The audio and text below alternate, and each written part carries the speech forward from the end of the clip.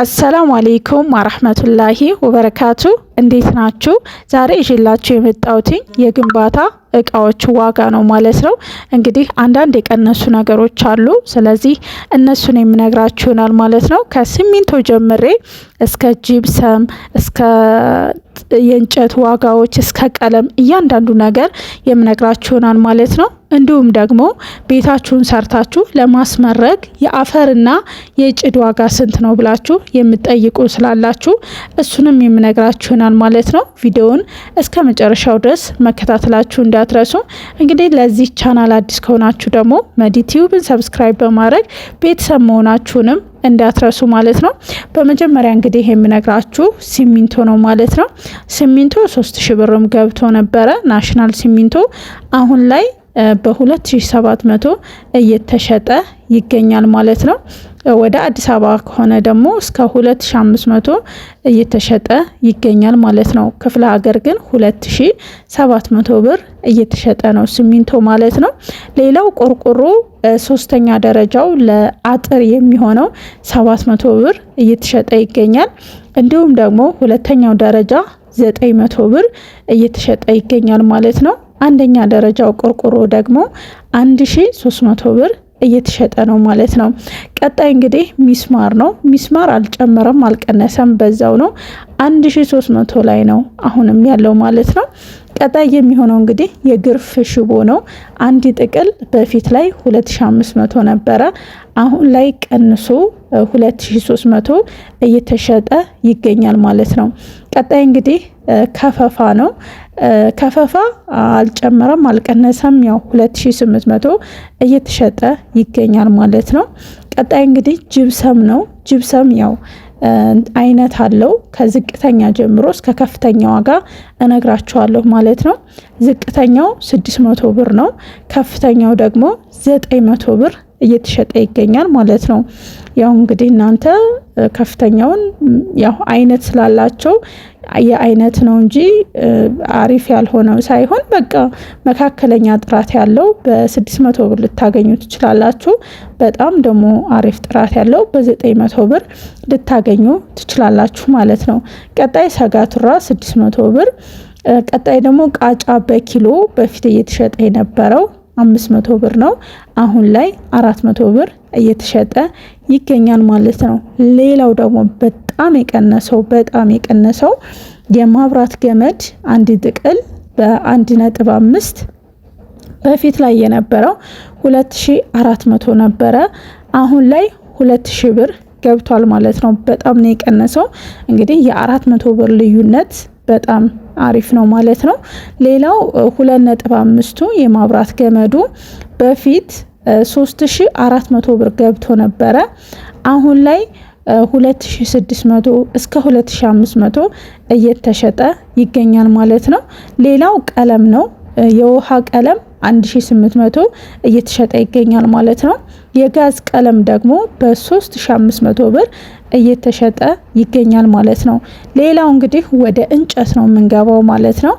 እንጨት ጠርብ 125 ብር ይገኛል ማለት ነው። ወደ ወሎ አካባቢ ግን እስከ 225 ድረስ ዋጋ አለው ማለት ነው። ስለዚህ እንደ የአካባቢ ይለያል ማለት ነው።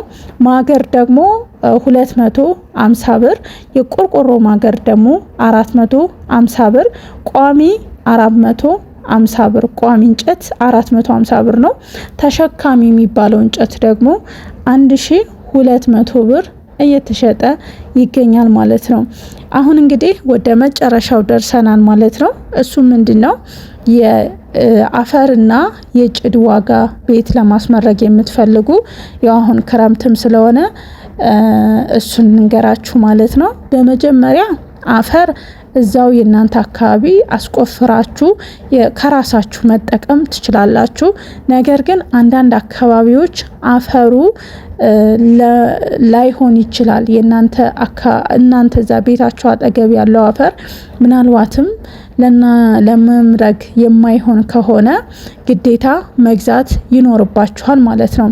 ስለዚህ ከገዛችሁ አንድ ሲኖ አፈር 15,000 ብር ይሸጣል ማለት ነው። እንግዲህ እናንተ 80 ቆርቆሮ 40 ቆርቆሮ ምናምን ነገር ከሆነ እንደናንተ ስፋትና መጠን ስንት ሲኖ ይበቃችኋል ምናምን የሚባለው ያው እንደ ቤቱ ስፋትና ጥበት ይወስነዋል ማለት ነው። ሌላው ደግሞ ጭድ የጭድ ዋጋ ማለት ነው አንዱ እስር 500 ብር ይሸጣል ማለት ነው። እና ለኔ ቤት ስንት እስር ጭድ ያስፈልገዋል የሚለውን ራሳችሁ ናችሁ የምትመልሱት ማለት ነው። እንደ ቤታችሁ መጠን ይለያያል ማለት ነው። ቤታችሁ በጣም ትልቅ ከሆነ እንዲሁም ደግሞ ትንሽ ከሆነ ትንሽ ጭድ ያስፈልጋችኋል ማለት ነው። ብቻ በቀጣይ ቪዲዮ የ60 ቆርቆሮ የ80 ቆርቆሮ ቤት ለማስፈረግ ምን ያክል ጭድና ምን ያክል አፈር እንደሚፈጅባችሁ የምነግራችሁ ይሆናል ማለት ነው። ሌላው ደግሞ በቤት ላይ ማለት ነው ስለ ቤት ዋጋ ስነግራችሁ ቤት ለመስራት የሚያስፈልጋችሁን ዋጋና ወጭ ስነግራችሁ አረ በእኛ አካባቢ እኮ እንደዚህ ነው፣ በዚህ እኮ እንደዚህ ነው፣ እንዴት እንደዚህ ሆነ፣ እንዴት እንደዚህ ተወደደ ትላላችሁ ማለት ነው።